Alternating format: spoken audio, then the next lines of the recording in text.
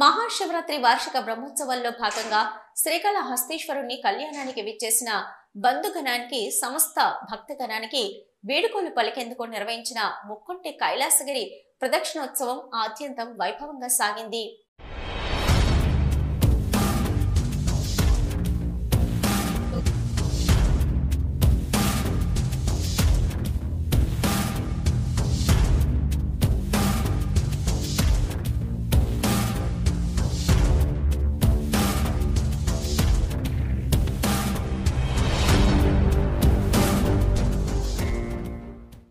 మహాశివరాత్రి వార్షిక బ్రహ్మోత్సవాలు పురస్కరించుకుని శ్రీకాళహస్తీశ్వర ఆలయంలో ప్రతి ఏటా స్వామి అమ్మవార్ల కళ్యాణం అనంతరం కైలాసగిరి ప్రదక్షిణ ఉత్సవం నిర్వహించడం ఆనవాయితీ.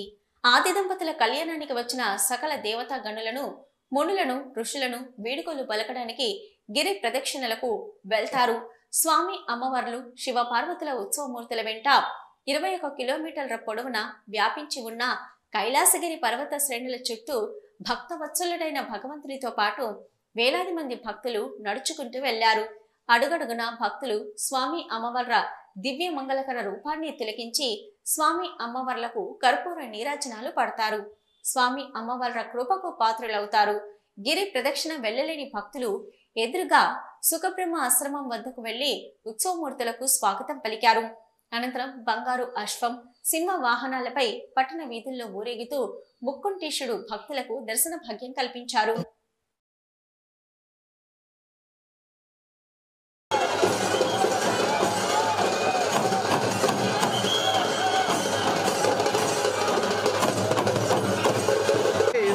గాల మండపం, దీన్ని మజ్జిగ మండపం అంటారు. ఈడ దిగి ఈడంతా తెలుగంగ దగ్గర ఉండేది.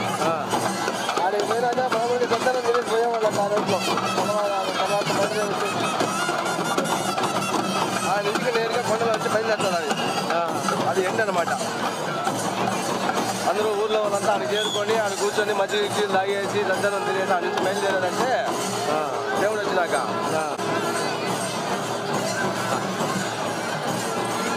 బాగుంటుంది.